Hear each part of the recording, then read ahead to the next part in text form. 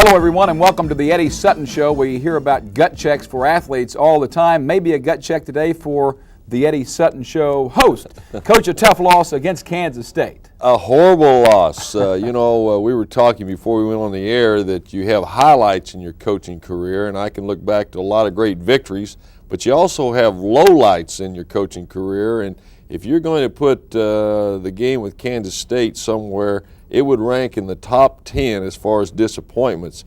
To have a young ball club like we have and to go on the road and to lose a game to Kansas State, I believe you could handle it, but it was very difficult for all of us to handle because we had an 11-point lead with 4.5 minutes to go in the game. We still had an 8-point lead with 2.5 to go, and yet somehow a combination of a lot of mistakes on our part and a lot of effort on the part of the Wildcats allowed them to hit a NBA three-point shot with about 10 seconds to go to tie the ball game and put it in overtime. And once we got in overtime, they had that momentum and they just ran away and left us. So disappointing loss. And the next day when I talked to our basketball team, I told them that, this is one of the lessons one can learn in competitive athletics. Can you rebound? Can you correct these mistakes? Can you accept the defeat and learn from it and grow and mature and become a better basketball team? Or are you a loser? Do you wallow in self-pity? And I was very pleased, Dean, the fact that in the 2 practice sessions right after we had that devastating defeat, they really looked like that they had learned. Our effort was much better, and of course we're taping this show earlier in the week, and I hope that this effort will continue. If it does, they got a chance to grow, but it was a very, very tough loss for the Cowboys. Let's take a look at the highlights. Kansas State comes into Stillwater a year ago. The Cowboys laid it all over Dana Altman's crew, and Coach, your team started fine. You had the number that jumps out at you will be the 31 turnovers, but you were on the boards fine, and you shot a great percentage early. We start the game right here. They get the tip, but Brooks Thompson came down and made a very nice defensive play and turned it into an easy basket. He drove the length of the floor. That was almost a turnover there, but Bryant Reeves has those marvelous hands, and somehow he was able to flag the ball down and convert. There's a good defensive play, good lead pass by Brooks Thompson, and Milt Brown lays it up. Turnovers, 31. We had 65 possessions, 31 miscues. Never had a team turn it over that many times. Plus, we got out-rebounded on the boards, and that's one of the strengths we've had all season. Our inability to hit free throws hurt us in this ball game. Bryant Reeves only hit 2 out of his last 6. And if he hits one more free throw, probably you're going to win the ball game. So that was one of the things that hurt us. And for the game, we only hit 12 out of 21. Nice strong move inside there by Bryant Reeves. Well, Bryant Reeves hit 24 points and only took 9 shots. So offensively, he did well. And that's a nice power move by Vaughn Bennett. When we were able to get the ball into our big people, well, they converted. We shot 62%. That's an unbelievable percentage, and still to lose a basketball game. Good lead pass to Fred Burley, and he dunked the basketball. We're talking about the turnovers, and I know you're very disappointed in your club, but give credit to Kansas State. They have scrapped. They have some new players. Bean is particularly very active defensively, and they played very well, especially late. Being their point guard has helped their basketball team, and they have a lot of players that are a year older, a year more experienced in Big 8 play. And it was almost like they were on a mission, Dean, in this ball game. We embarrassed them last year by holding them to 34 points and only 11 at halftime with great defense. They really turned the tables on us. Their defense last Saturday against us was very similar to the way we made them look a year ago. Nice drive by Randy Rutherford, and he continues to improve in each ball game. They're pressing here, great job of breaking the press. Well, you draw it up on the blackboard, isn't it? Well, you've got to be aggressive and attack defenses, and we got a little passive late in the ball game. And if you watched the game earlier this week between the University of Oklahoma and Kansas, Kansas displayed just what I'm talking about. Even when they had that lead on the Sooners late in the game, they just kept putting it, driving the ball down their throat. They drove the ball to the basket, and that's what you have to do. Team still doing a very good job rebounding the basketball. 12.3 rebounding margin for the Cowboys, and there's one of the reasons, big country. Well, not in this ball game. We got out rebounded 32-27, but for the season we have done a good job. But with the Big 8 play coming around, we're going to be facing much stiffer competition, and that's going to be hard to be able to maintain that high percentage of rebounding. Another good two-point shot there by Randy Rutherford. Randy hit double figures in this 11 points. Brooks had 11, and I mentioned Country had 24. Here's Bean with the big three-pointer. You mentioned three-point range. The junior college transfer had done that in a junior college championship game. And well, he's a competitor. He's a very good ball handler, and he has really added a great deal to their basketball team. And here we are in overtime. They hit the first basket, and that call right there, I thought overall the officiating was outstanding, but when you look at the film, that was a missed call. And Kansas State dominates the overtime, and a little bit of a misleading score there, 75-62, but nonetheless, the turnovers killed you, Coach. And a year ago, you look back and you have 3-point guards in your son Sean. Corey Williams could play some point, and certainly Darwin Alexander. You have those three, and now you have some fine guards, but not a true point guard. It's funny how it comes and goes. You know, at Arkansas, we had a lot of outstanding basketball teams and really didn't have a true point guard other than maybe Ron Brewer. But we were able to convert off guards, people like U.S. Reed and Sidney Moncrief, Alvin Robertson, Darrell Walker. We felt like going into the season that Brooks Thompson or Randy Rutherford, Earl Jones, one of those guys would really step forward and take up that slack at the point guard and be able to do it. I don't think anyone really appreciates what Sean Sutton meant to our team last year. And our guards this year have improved. They are getting better, but they still are careless with the basketball, and we just make too many turnovers. I'm hopeful that our guards will get much better quickly, because it would seem to me that if I'm Iowa State, Nebraska, Oklahoma, Kansas, whoever it is, they're going to come after us, and they're going to hope that they can make us cough up the basketball like we've been doing. So every day in practice, we are working on this particular area, and if we do that, there's no doubt that we will get better. Enough turnover talk, enough Kansas State talk. We'll take a break and look ahead as the Eddie Sutton Show continues. Stay with us. And our Southwest Airlines Play of the Week, Coach. Well, watch this. This is a great effort, great hustle play by Milt Brown. Brooks Thompson shoots it, and that is what you call ups. He flat took off and went up and tipped the ball back in the basket, and that's what we tell an offensive rebounder. Assume every shot's going to be missed, go get a putback, go tip it in. And Milt is one of the best athletes we have on the ball club. He hung on the rim, but that's legal if you're protecting yourself, correct? If you dunk the basketball, you can hit the rim and hang for just a second. If you are afraid that you might get undercut, you might get knocked off balance, then the rules say that you can hang on the rim for just a second. Milt obviously has great leaping ability. Vertical leap-wise, how does your team stack up? Who is the best on your team? Well, I would think that probably Milt is in the top 3 or 4 people. Terry Collins has wonderful jumping ability. Right.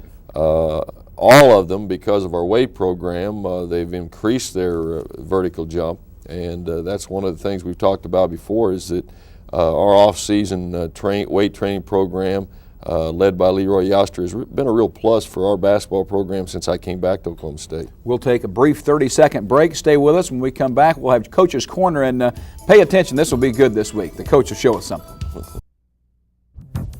Before we show you the Coach's Corner Play of the Week, Coach, describe to us what we're about to see and the rule that's involved. Well, it's always important as an athlete and as a coach, you know the rules, and this is one area that we always try to make sure that our players understand. And it's important that fans, that they understand the rules as well. And so here's a rule that I think sometimes is a little misunderstood. But in our game with Jacksonville, Brooks Thompson, and we'll take a look at that in just a moment, he had the ball on the baseline. Now the rule says that anytime there has been a made basket, either a free throw or a field goal, the person out of bounds may run up and down the baseline. This is under the opponent's basket. Or he may also have the ball in his hands, and you have one of his teammates step out of bounds, and you can make a pass down the baseline, and then he can throw the ball in bounds. Or you could pass the ball back and forth for 5 seconds. For 5 seconds. Now, that's another rule. The ball has got to be out of his hands into the midcourt area in 5 seconds, or that's a violation. However, even though there's a timeout, that rule still applies. You can run up and down the baseline. You can pass it up and down the baseline if a basket has been made. Now, once the ball has been knocked out of bounds, and that's what happened, Brooks tried to throw the ball into Fred Burley. Jacksonville made a great defensive play, knocked the ball out of bounds. Now it is what we call a spot throw-in. The official will say, hey, this is where you throw the ball in. Then the person that throws the ball in, he's restricted to a certain area. It's like walking. Once you get the ball in the play, you cannot move up and down that baseline. So Brooks right here, you'll see he's frozen. He cannot make that play because the it's a spot throw-in, and the official picks this up, and that's a mental mistake, and that's something that we have taken great pride in through the years, that our ball club doesn't make mental mistakes, but this certainly was one, and Brooks just got he forgot the rule. He forgot that the ball had been knocked out of bounds, even though we had never gotten the ball in bounds because after a basket. And you can see their coaches over on the sideline. He's very aware of the rule. Make the call, and it was a mental mistake, and we were very fortunate. They threw the ball in, 13 seconds to go. They got 3 cracks at it. They didn't hit them. We walked away with a 1-point victory. But mistakes like that will beat you, and that's the thing I believe that most coaches try to impress upon their players. It's okay to make mistakes as far as turnovers. It's not okay, but we know they're going to be made. But don't make any mental blunders, because you deserve to get beat if you do that. And I doubt we see that one again this year. We're not going to make that one, or the guy's going to be over there next to me on the bench. All right, we'll take a time out when we come back. More of the Eddie Sutton Show. Stay with us. The Big 8 season is underway, and there have been some big games played already in the conference. Let's take a look at some of the games. Kansas, a big come-from-behind win over Oklahoma, and they were very impressive, Coach, on ESPN. Kansas, in that particular game, if people had been judging, I think Kansas deserves to be given recognition as maybe the best team in the country right now. They're playing as well as anybody. When I watched Oklahoma play Duke, I've watched Indiana, Michigan, a lot of those teams play. I think Kansas is really a good basketball team, and in my opinion, by beating Oklahoma, if they keep everyone healthy, they beat them in Norman, it will be very hard for anyone to catch the Jayhawks. I just think they're an outstanding basketball team. And I watched the first half of that Missouri-Vegas game, and Missouri was in that ball game. Evidently, they had a little scuffle at the end, and Crudup got kicked out. But Missouri's a good basketball team. You look at Kansas, K-State, the best K-State team they've had for a while, Missouri. Nebraska, we play Saturday, very talented team. They play the Sooners on Thursday. Of course, when we tape this show, by the time people see this, we will have already played Iowa State. Oklahoma has the best team, in my opinion, they've had for a while. And Colorado, Joe Harrington, he's got a team that is up and down. And we saw Nebraska there. They are a young club. You'll see them on Raycom on Saturday. Played 10 players up and down, and a very young team, but also very talented. Well, I saw you call a game with Creighton, and I think you were impressed with their ball club. And they do have probably as much depth as anyone in the conference, other than maybe the University of Kansas. Their young players are very talented. But Iowa State, Nebraska, Missouri, Oklahoma, Kansas, all good basketball teams. It's going to be a great Big 8 race, although I think Kansas is a little bit stronger than anyone else, but it's going to be a race for all those other positions. And as we saw in the Oklahoma game, and even in the Oklahoma State-Kansas State game, now you have to come out in Big 8 play and play 40 minutes. Playing 20 minutes won't work, 30, 35. You got to play every minute. When we come back, I want to talk a little bit more about that, about the intensity level that you see in conference play. Okay, let's go take a look quickly, though, at the Big 8 schedule. Again, this show taped prior to the ball games on Thursday night. Oklahoma State at Iowa State, Nebraska at Oklahoma, and Oral Roberts at Kansas. What's Ken Trickey doing going up to Lawrence, Kansas playing? Ken? That's going to be a long evening for Oral Roberts University. All righty, Saturday on the 16th, there is the schedule. Nebraska at Oklahoma State, Iowa State, Missouri, Colorado is at Kansas State, and Kansas in another non-conference affair. There's Denny Crum at Louisville. And, Coach, the intensity is picked up, as you were saying. This is one thing we try to impress upon the players that had never played in a Big 8 game. We told them, hey, we've been playing hard, and the other team's been playing hard against us, but you have not seen anything. And I'm not sure people like Fred Burley and Randy Rutherford and some of those guys realized how much different it is playing a conference game, and not only in the Big 8. I think you find that in all leagues across the country. Let's take a timeout, and when we come back, we'll have some closing thoughts and comments from the coach after this.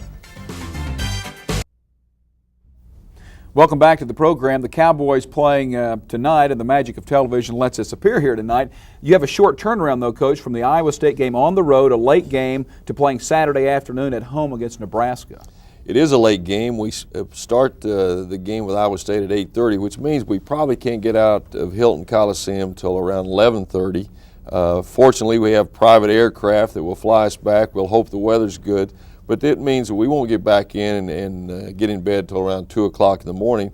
Then on Friday, you have to get up and go to class early. So we won't be able to do very much in preparation for the Cornhuskers, and that's what we've done earlier in the week. We prepared for both Iowa State and Nebraska. Nebraska, of course, on Thursday evening is playing the University of Oklahoma in Norman, so they'll bus on up on Friday. You know, we were talking sometimes the way the schedule falls, there's an element of luck involved in winning conference championships.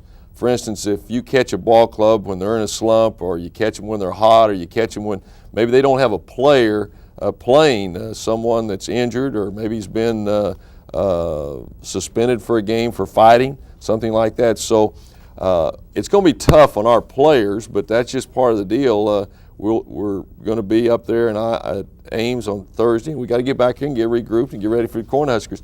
This is where our students can help us. Any of the students or our fans, get out there Saturday afternoon and play the part of the sixth person, because we're going to need you. We need to get out there and have you participate and help us win. Some big things have been going on at the NCAA convention concerning some rules that would affect all basketball teams and coaches. Your thoughts on that? Well, the NCAA has their convention once a year, and they are meeting in Dallas at the present time.